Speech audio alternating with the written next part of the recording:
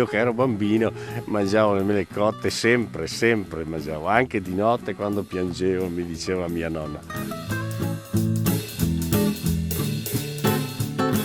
La mela prussiana è una mela che nessuno la vuole perché è deformata, è grande o piccola, l'industria non la vuole, anche a produrre è difficoltosa a produrre, non si conserva più di tanto, non la vogliono e noi facciamo anche fatica a venderla.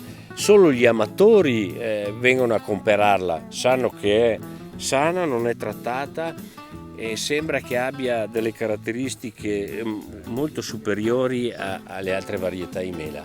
Ecco, questa mela, oltre che non avere il manico, cambia anche colore maturando, perché adesso è rosso scuro e verde, poi diventa giallo, il verde diventa giallo e il rosso scuro diventa arancione.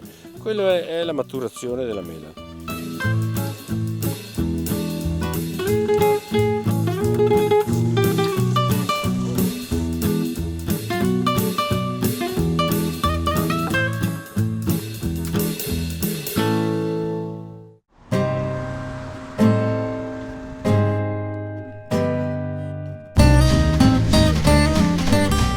Questa mela ha fatto miracoli per il paese nostro, perché lo ha salvato. La mela appunto ha fatto sì che si apra il bar, il ristorante, l'albergo diffuso, è nato il consorzio. Adesso viene tanta gente a comprarla e quindi conosce il paese, ritorna. Tutti gli anni ritornano ad acquistare le mele perché le hanno trovate buone, gustose, sane, genuine.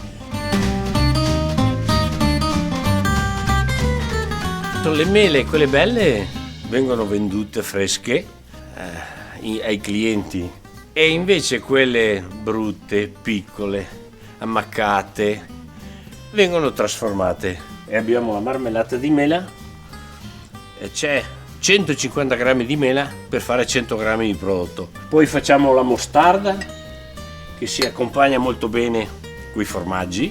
Con la mela si possono fare anche le mele secche.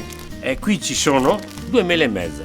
Dallo a un bambino un sacchettino così, mangia 2 mele e mezza, toglie il medico di torno.